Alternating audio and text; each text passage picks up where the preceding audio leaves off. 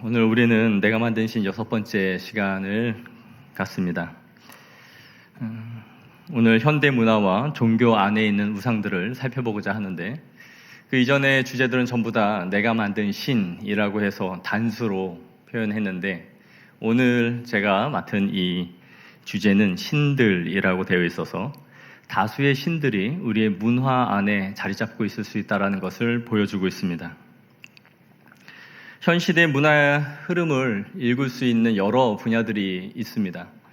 영화나 소설, 드라마 등등 그 모든 것들이 오늘날 시대의 흐름을 보여준다 할 수 있습니다.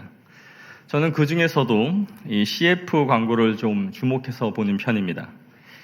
이 TV 광고는 짧은 시간 안에 사람들의 구매력을 높여야 하기 때문에 시대적 코드를 가장 잘 맞춰야 하는 그 분야 중에 한 분야라고 생각합니다.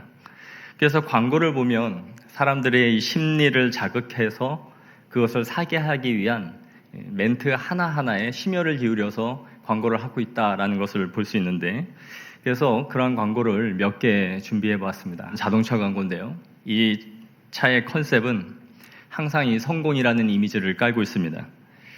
제가 보여드린 이 광고는 좀 부드럽게 표현되어져 있는데, 이 자동차가 나올 때마다 이 시리즈 광고로 항상 이 광고가 사용하고 있는 노골적인 이미지 하나가 있습니다. 그것은 성공한 사람은 이 차를 탑니다라는 거죠. 그 메시지를 항상 집어넣고 있습니다. 그래서 이 차를 통해 그 사람의 사회적 지위와 성공한 사람이라는 그 척도를 이 차를 통해 당신은 알 수 있습니다. 그러므로 당신이 성공했다면 이 차를 타셔야 합니다라는 메시지를 담고 있는 것이죠. 두 번째 광고를 한번 보겠습니다. 이 두 번째 광고는 아파트 광고인데요. 아마 메시지만 잠깐 들었을 것 같습니다. 이 아파트 광고에서는 당신이 이것을 소유하게 된다면 당신의 삶이 다시 완전히 새롭게 바뀌게 됩니다라는 겁니다. 그리고 당신이 모든 것을 다 가진 사람입니다라는 것을 사용하고 있습니다. 이 광고에서의 핵심 키워드는 changing renewal입니다. 무언가를 새롭게 다시 만들고 바꾸는 것이죠. 어디서 많이 들어본 말 같지 않습니까? 다시 새롭게 되고 우리의 삶을 바꾸는 것. 뭔가요? 복음이죠. 즉, 이 광고 안에서 아파트는 복음입니다. 자신의 삶 전체를 바꾸고 디자인할 수 있는 방법이 바로 이 아파트를 선택하는 것이다 라는 것을 함축시키고 있는 것이죠. 나올지 모르겠지만 세 번째 광고를 한번 보겠습니다. 이 광고는 50대 중년 배우가 아직도 젊음과 미모를 유지하고 있는 이 여성이죠. 이 여성이 모든 여성들에게 환상을 불어넣어주고 있습니다. 이 화장품을 사용하시면 당신도 예뻐지고 탄력 있는 피부를 유지할 수 있습니다 라는 것이죠. 이런 것 때문에 많이 화장품 사셨죠? 집에서 롤러도 많이 문지르시고. 하지만 이런 광고가 우리에게 가장 중요한 것 하나를 가르쳐주지 않고 있는데, 그것은 바로 원판 불변의 법칙입니다. 이 광고 하단에는 반드시 이런 멘트가 들어갔어야 돼요. 누군가는 현대 과학의 힘으로도 불가능할 수 있습니다 라는 거를 써주어야 하는데, 그런 멘트는 없이 모두에게 환상만 주고 있죠. 이 화장품을 한번 쓴다면 당신은 탱탱한 피부를 유지하며 살 수 있습니다 라는 것입니다. 여기서 보여주는 중요한 메시지는 당신의 외모를 통해 당신은 행복해지고 예전의 모습으로 되찾아갈 수 있습니다 라는 환상을 넣어주고 있는 것이죠. 첫 번째 자동차 광고에서는 성공을, 두 번째 아파트 광고에서는 삶 전체의 변화를, 세 번째 광고에서는 외모가 당신의 행복의 중요한 가치입니다 라는 것입니다. 다 현대 사람들에게 중요하게 생각하고 있는 것들을 반영해주고 있는 것이죠. 오래전에 방송됐지만 지금도 우리 머릿속에 멜로디로 기억하고 있는 광고가 있는데, 그게 바로 생각대로 T라는 광고입니다. 생각만 했던 것들이 당신의 휴대폰을 통해 현실화될 수 있습니다 라는 것으로 시작한 이 광고는 그 생각을 더 많이 밀고 나갔습니다. 그래서 다음 시리즈에서는 당신의 생각하는 게 바로 답이야, 생각대로 해 라고 그 문구를 만들어냈던 것이죠. 광고 내용은 이렇습니다. 한 남자가 우리 둘째 아이 가질까? 라고 했더니 갑자기 멘트가 나오죠. 생각대로 해. 그게 바로 정답이야. 자녀 출산을 매우 생각을 많이 하고 계획해서 이루어져야 하는 것임에도 불구하고 그 생각이 곧 답이다라는 메시지를 주었던 것이죠. 그럼에도 이 광고가 우리에게 준 것은 이 시대적인 흐름을 읽을 수 있게 해준 것입니다. 바로 충동적인 사고, 닥쳤을 때 지르는 것, 소위 말해 옛날에 지름신이라는 것이 있어서 쇼핑하면서 무조건 보이면 다 지르는 그런 충동적인 사고를 보여주었던 것이죠. 이런 광고가 보여주는 효과가 무엇일까요? 대중들에게 반복적으로 노출시키는 것이죠. 반복적으로 노출을 시킴으로써 사람들의 머릿속에 세뇌시키는 것입니다. 콜라를 자주 보다 보면 피자를 먹을 때 콜라가 생각나고 치킨을 먹을 때 콜라를 먹고 싶다 생각되죠. 치킨은 맥주가 아닌가 이런 표정을 대부분 콜라를 보면 그런 것들이 각인되는 거예요. 그래서 이걸 먹으면 저것까지 같이 생각나게 만드는 것이죠. 문제는 이러한 반복적 노출을 통해 우리 마음이 거기에 노출이 되고 그것을 향하게 된다는 것입니다. 그래서 중요한 시간대에 광고를 함으로써 대중들에게 그 노출을 극대화시켜서 사람들에게 흡수시키는 것이죠. 그러므로 광고는 그 시대를 보는 거울이라 할 수 있습니다. 오늘날 사람들이 어디에 관심이 있는가, 무엇에 마음이 끌리는가 하는 것에 밀접하게 관계를 시켜가는 것이죠. 우리의 문화가 얼마나 자연스럽게 우리의 마음과 정신을 오염시키고 있는지 우리는 한번 생각해 봐야 합니다. 문제는 우리가 모르는 사이에 이러한 문화에 의해, 광고에 의해, 영화에 의해, 드라마에 의해 우리의 마음이 빼앗기고 있다. 우상이 우리의 마음을 지배하기 시작한다는 것이죠. 이런 아파트 광고를 계속 본다 생각해 보십시오. 아, 나도 저 집에 살고 싶어. 저 집에 살면 내 삶이 바뀔 거야. 나도 저 차를 타고 싶어. 그럼 사람들이 나를 보는 이미지가 바뀌어지겠지. 우리는 나도 모르는 사이에 성공과 집과 자동차 그리고 외모를 갖추면 행복하고 새로워진 삶을 살 수 있게 될 것이라는 생각을 갖게 되며 거기에 스스로가 의미를 부여하는 삶을 살게 된다라는 것이죠. 이런 것은 우리 아이들에게도 해당됩니다. 소위 연예인들 아이들을 아이돌이라고 말을 하죠. 그런데 이 아이돌이라는 말 자체에 우상이라는 말을 갖고 있다는 걸 알고 있습니까? 그 뜻 자체가 우상이라는 뜻입니다. 아이들의 아이돌을 찬양하고 열광하는 모습을 한번 생각해 보십시오. BTS나 수없이 많은 연예인들이 공연하면 아이들은 거의 신적인 신을 본 것처럼 열광합니다. 그 아이들에 대한 집착은 이미 우상이라고 할 수 있습니다. 그만큼 아이들에게 강력한 영향력을 행사하고 있는 것이죠. 비싼 개런티를 주면서 아이돌을 광고에 쓰는 이유는 그 아이돌을 신격화한 사람들이 그 연예인을 따라 그 상품을 다량으로 구매하기 때문입니다. 그렇기 때문에 그들의 세계에서 연예인은 그야말로 신이며 우상인 것이죠. 엄청난 파급 효과를 일으킬 수 있는 것입니다. 우리는 우상이라고 하면 그 우상이 나의 삶 전체를 지배해야 된다라고 생각을 해요.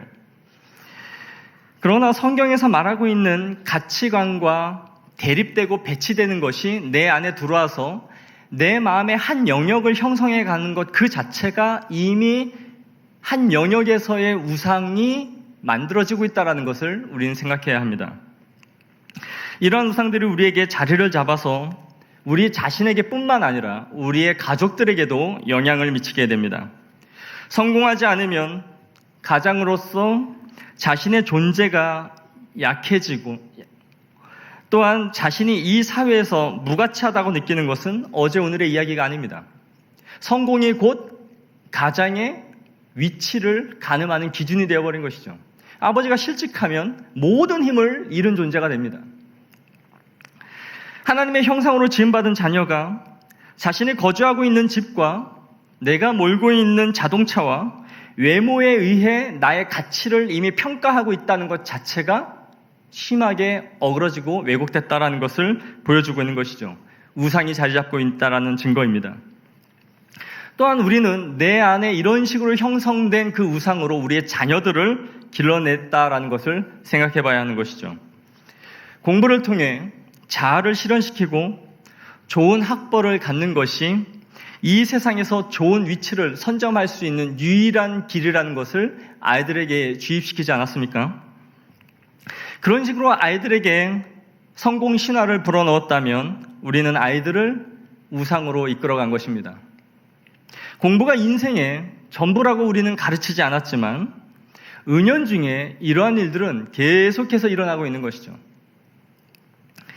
예전에 고등부를 섬길 때 한 여자아이가 있었습니다. 종종 학원을 간다고 교회를 오지 않았어요. 당시에 저는 아이들에게 예배를 강조하고 있었고 10주 이상의 연속 설교를 하고 있었습니다. 많은 아이들이 학원 시간을 조정해서라도 예배를 드려야겠다라는 분위기로 서서히 변화되고 있었어요. 그리고 부모님과 치열한 싸움을 벌이면서도 학원 시간을 조정하고 있었습니다. 하지만 한 아이가 있었는데 이 여자아이는 전혀 그런 모습을 보이지 않았어요. 저는 왜 그럴까 궁금해했는데 나중에 그 이유를 알게 됐습니다. 그것은 바로 그 아이의 엄마 때문이었어요. 그 아이의 엄마는 교회 집사님이었지만 이혼을 한 후에 두 남매를 홀로 키우고 있었습니다. 이 아이의 마음에는 엄마를 힘들게 했다라는 아버지에 대한 원망이 있었고 더 나아가 도끼가 있었습니다. 엄마는 이 아이에게 심심찮게 자신의 신세를 한탄했던 것이죠. 자연스럽게 이 어머니가 전 남편에게 갖고 있던 피해의식과 이 정서가 아이에게 스며들어 아버지에 대한 복수심과 어머니의 한을 풀어드려야 되겠다라는 그 마음이 이 아이에게는 공부로 표출되고 있었던 거예요. 이 아이는 독하게 공부를 했고 성적도 잘 나왔습니다. 이 어머니는 자신의 인생을 돌아봐주고 생각해주는 이 딸아이가 좋은 성적을 내주는 것에 의해 마음이 뿌듯했을지는 모르지만 어떤 우상을 자신이 이 아이에게 심어주고 있는지는 몰랐을 것입니다. 믿음이 들어서야 할 그 자리에 자신의 한을 풀어줄 대상이 이 아이의 학업 성적으로 자리를 매김해 가고 있었던 것이죠. 이 아이의 공부는 아버지에 대한 복수와 어머니의 한을 푸는 것이었습니다. 부모가 자식이 잘 되라고 공부를 강조하는 것이 당연하다고 생각하는 것은 이 세상이 우리에게 가르쳐준 가치입니다. 이 세상의 논리에 우리는 아무 생각 없이 젖어 있을 때 우리는 그 우상을 인지하지 못할 뿐 아니라 그것을 누군가에게 당연하게 강요하기 시작해요. 결국 자신이 섬기라고 한 그 우상을 따라 아이들이 성인이 되었을 때에 이 신앙을 박차고 나가는 것은 결국 우리가 만든 결과가 아닌지를 스스로 돌아봐야 한다는 것이죠. 나는 계속해서 아이에게 우상 섬기는 법을 모르는 사이에 가르쳐주고 있었던 거예요. 그 결단을 성인이 돼서 했을 뿐이죠. 오늘날 우리나라는 얼마나 외모가 우상이 된 나라입니까? 2011년 통계에 따르면 우리나라는 세계에서 성형을 가장 많이 하는 나라 7위에 올랐습니다. 그러나 2013년 통계에 의하면 인구 대비 세계 1위였어요. 인구 대비로 따지면 성형을 가장 많이 하는 성형공화국이었던 것이죠. 한국에는 평균 77명 중 1명이 성형수술을 한 것으로 나왔는데 특히 19세에서 49세에 해당하는 도시에 사는 여성은 5명 중 1명이 성형을 했다라는 조사였습니다. 우리 옆 사람에게 당신은 어디를 손대셨습니까? 한번 물어보실까요? 5명 중 1명이라면 분명히 있단 말이죠. 이 안에도 도시에 사는 여인들이.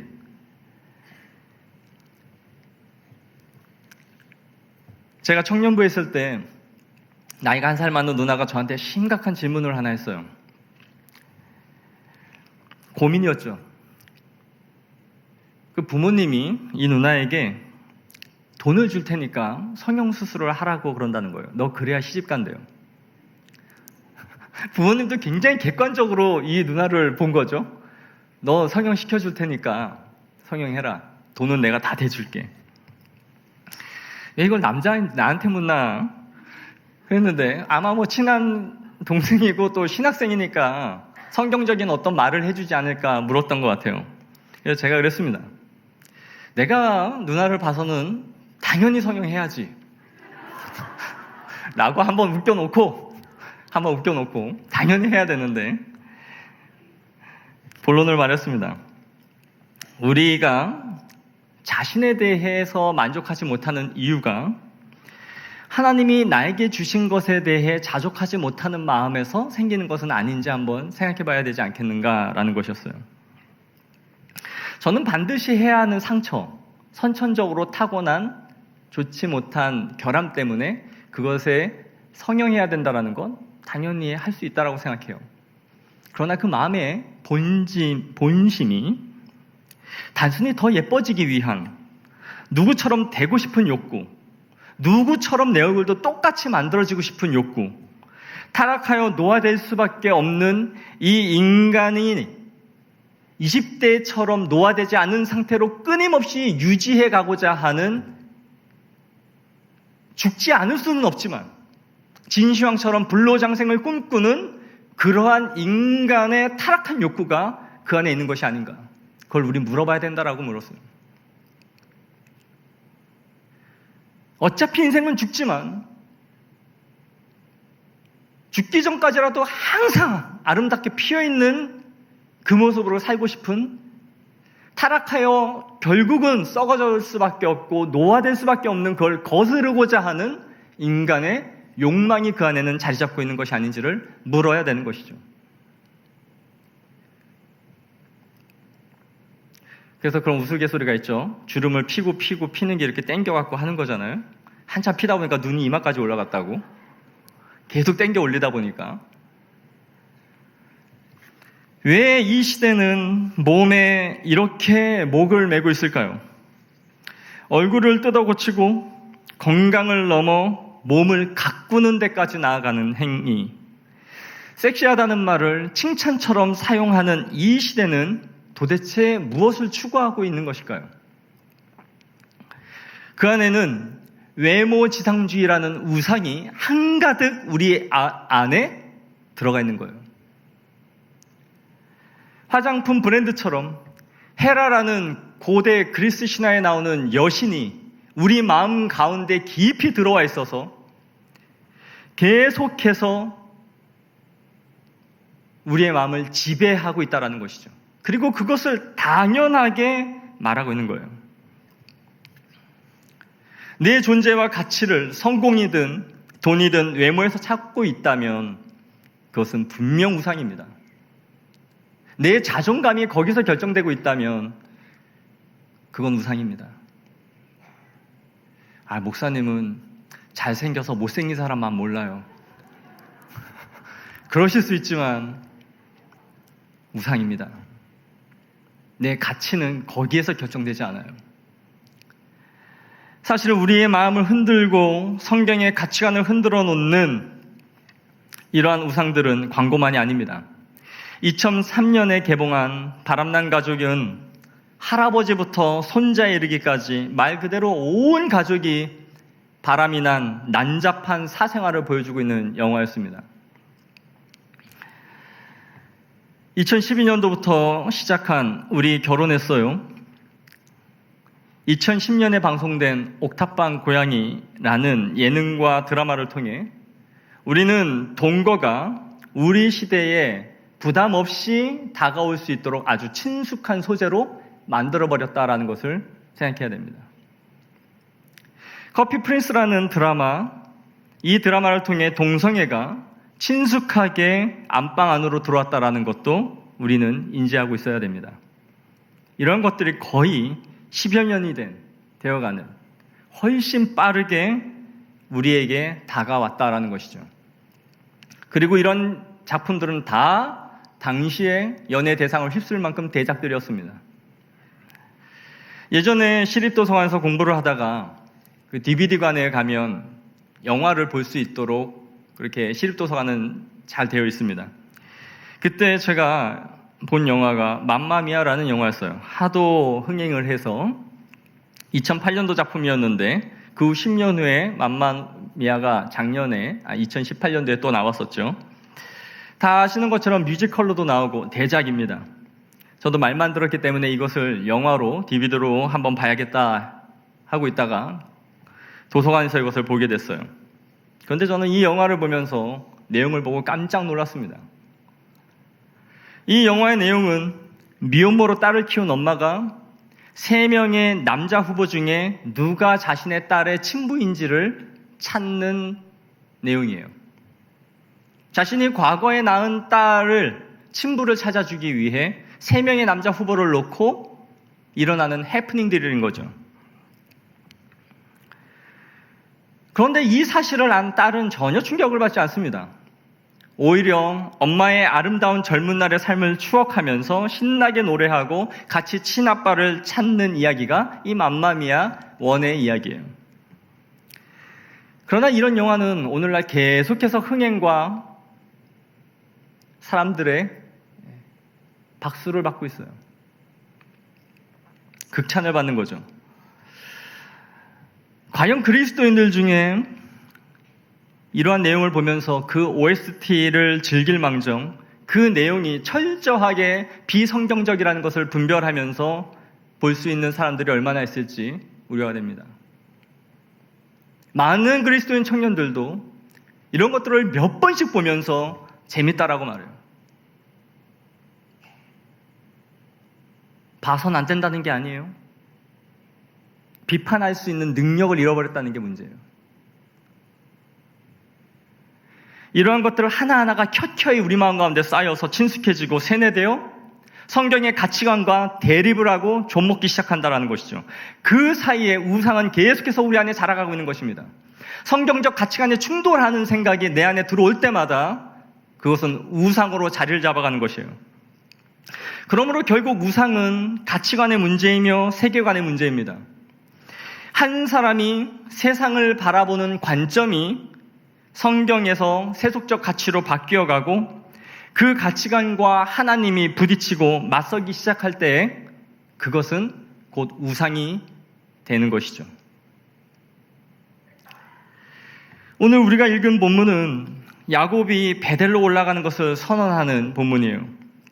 1절에 하나님은 내 형 에서의 낯을 피하여 도망하던 때에 내게 나타났던 하나님께 거기서 제단을 쌓아라 라고 명령하십니다. 에서는 그가 자신의 형을 피해 도망할 때에, 야곱이 그의 형을 피해 도망할 때에 자신이 꿈꾸고 서원했던 곳에 갔어야 해요. 하지만 에서는 세겜 땅에 머물렀습니다. 형을 만난 후에 계속해서 세겜에서 10여 년을 머물렀습니다. 그렇게 머물고 있는 동안 무슨 일이 일어났습니까? 그의 사랑하는 딸 디나가 강간당하는 일이 벌어졌죠. 34장 1절을 보시면 이렇게 말씀합니다. 그 땅의 딸들을 보러 나갔다.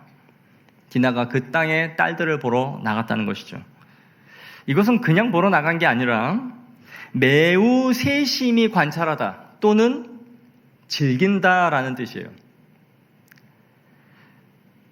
그러니까 단지 구경하는 정도가 아니라 디나는 그 땅의 여인들에 대해서 깊은 관심을 가지고 교제를 하기를 원했고 배우고 즐기려는 의도를 가지고 있었다라는 것을 의미합니다.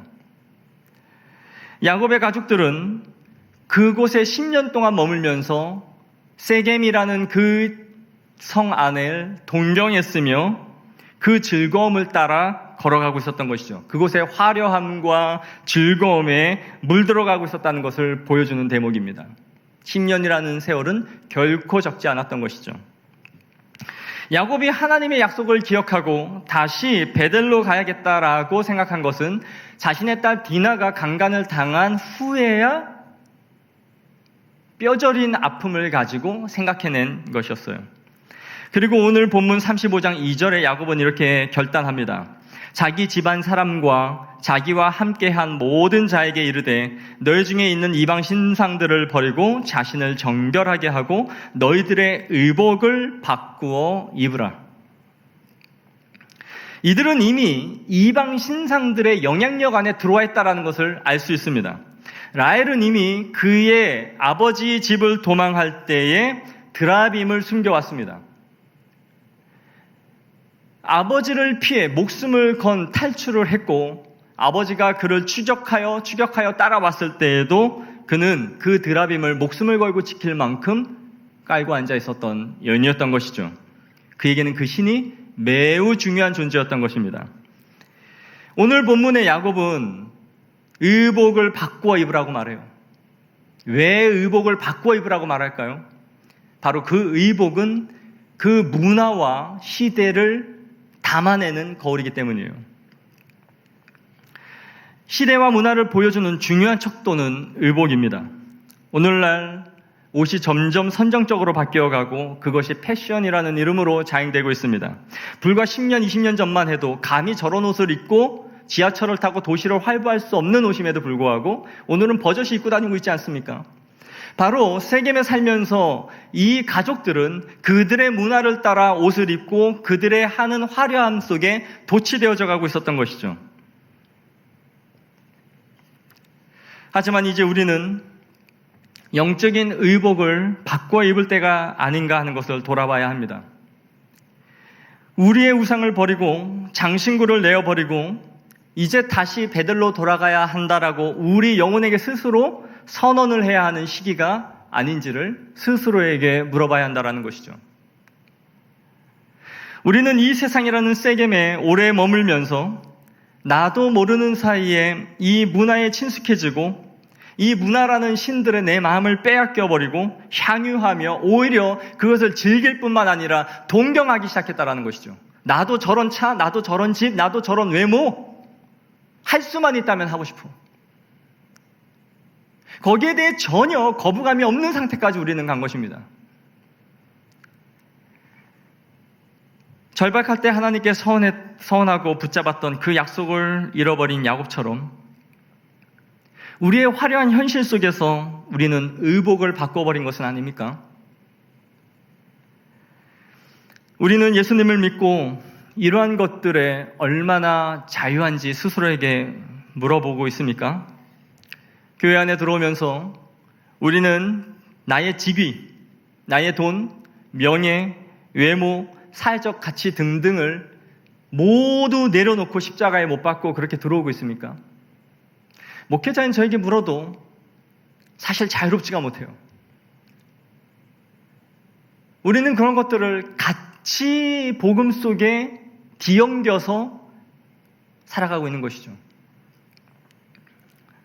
야고보 기자는 교회 안에 이렇게 들어와 있던 당시에 만연해 있던 상황을 꼬집습니다. 너희가 아름다운 옷을 입은 자들을 눈여겨보고 말하되 여기 좋은 자리에 앉으소서 하고 또 가난한 자에게 말하되 너는 거기 서 있든지 내 발등상 아래 앉으라. 당시에 초대교회 안에 보여주고 있었던 세속주의로 인해 돈 많고 사회적 지위가 있는 사람들이 오히려 인정받는 그 모습이 교회 안에도 있었다라는 것을 꼬집고 있는 것이죠. 우리는 어떻습니까? 정말 복음이 아파트가 나를 바꿔준 게 아니라 복음이 이 세상을 바라보는 시각을 바꾸었습니까? 우리 예수님은 문화에 녹아지신 분이 아니라 그 문화를 뛰어넘고 그 문화를 변혁시키신 분이십니다. 예수님이 세상의 방식대로 하셨다면 제자들의 바램과 기대대로 로마 제국을 무너뜨리고 새 나라를 건설하셔야 했습니다. 그러나 그분은 이 시대가 원하는 굴림이 아닌 섬김으로 사는 방식이 아닌 죽음으로 문화를 역행하셨던 것이죠. 가장 낮은 모습으로 그 문화를 역행한 것입니다. 높은 자리에서 태어난 것이 아니라 말구유에서, 높은 자리에 앉는 것이 아니라 가장 낮은 종으로, 이 세상을 군림하는 것이 아니라 섬김으로, 그야말로 이 시대를 거슬렀고 이 시대를 변혁시키는 것이 무엇인지를 죽음으로 보인 것이죠. 참된 그리스도인이 있는 곳에는 문화에 의해 교회가 지배를 당하는 것이 아니라 그리스도인이 그 문화를 변화시키는 능력이 있는 줄 믿습니다. 그것이 교회 역사가 보여준 역사들이에요. 교회가 부흥하고 말씀이 빛을 발할 때마다, 그 시대에 부흥이 있을 때마다, 하나님의 말씀이 살아있을 때마다 교회는 그 시대를 바꿨습니다. 자본주의를 거룩하게 만들 수 있는 것이 그리스도인이며, 있는 사람들의 것을 강제로 빼앗아 나누지 않아도 스스로 배려하여 자신의 것을 나눌 수 있는 힘이 그리스도 안에는 있는 것이죠. 문화를 계속 바꿔갔던 것입니다. 유럽 전체가 혁명이 일어나 피로 물들 때에도 웨슬레와 같은 설교자 한 사람에 의해 청교도들은 명혁명을 일으킬 수 있었습니다. 피를 보지 않고도 아름다운 혁명을 일으킬 수 있었다라는 것이죠.